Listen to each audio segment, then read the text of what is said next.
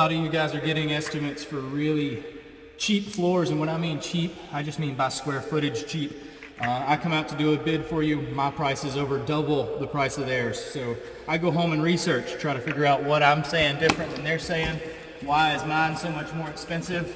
And it comes down to mill depth.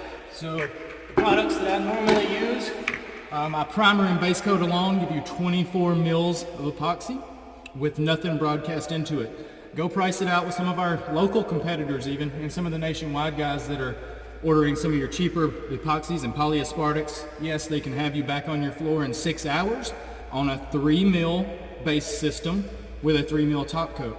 So 24 mils to 6 mils, I want to drive my car in on a 24 mil system.